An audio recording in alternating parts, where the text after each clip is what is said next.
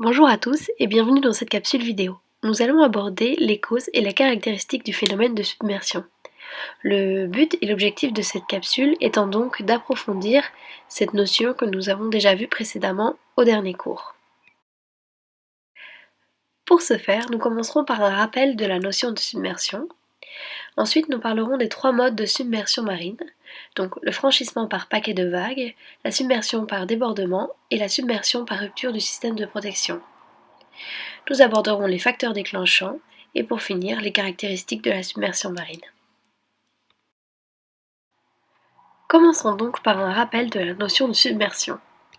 Les submersions marines sont des inondations rapides et de courte durée, de quelques heures à quelques jours, de la zone côtière par la mer lors de conditions météorologiques et océaniques défavorables. On parle aussi de transgression marine, mais ce phénomène se distingue de la submersion par son aspect plus durable. En effet, la submersion désigne un événement éphémère qui se compte en heures ou en jours. Une succession de submersions marines de plus en plus envahissantes indique une future transgression marine. Ce phénomène est donc fortement aggravé par la montée de la mer due au changement climatique. Passons maintenant aux différents modes de submersion marine. On peut distinguer trois modes de submersion marine. La submersion par franchissement de paquets de mer liés aux vagues. Les vagues donc passent par-dessus les défenses côtières, naturelles ou artificielles, et les conséquences de ce franchissement vont donc dépendre de la quantité d'eau accumulée.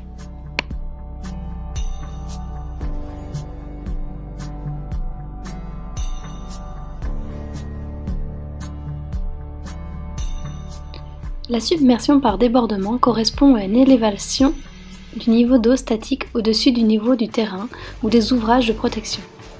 Des quantités importantes d'eau sont alors déversées à terre.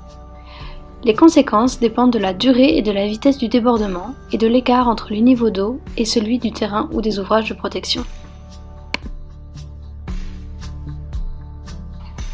La submersion par rupture du système de protection, quant à elle, est causée par l'action répétée des vagues sur les structures de protection.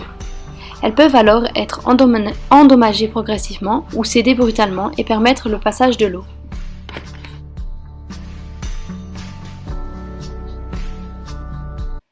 Voyons quels sont les différents facteurs déclenchants.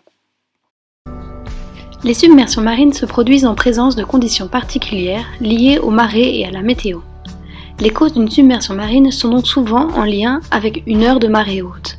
Elles sont déclenchées par une chute de la pression atmosphérique, une augmentation du niveau de l'eau à la côte et un vent fort venant du large, appelé vent de mer, qui accentue l'accumulation d'eau à la côte.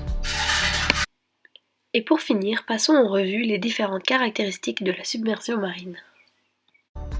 Les principales caractéristiques de la submersion marine déterminant le niveau des aléas sont le seuil, qui est fortement lié au niveau moyen de la mer et à l'élévation de son niveau, l'altitude du lieu concerné, l'ampleur, d'abord en hauteur d'eau submergente, donc 1 mètre, 2 mètres, 5 mètres, et en étendue. La soudaineté, vitesse et temps de montée, de quelques minutes à plusieurs dizaines de minutes, la fréquence et la durée de submersion.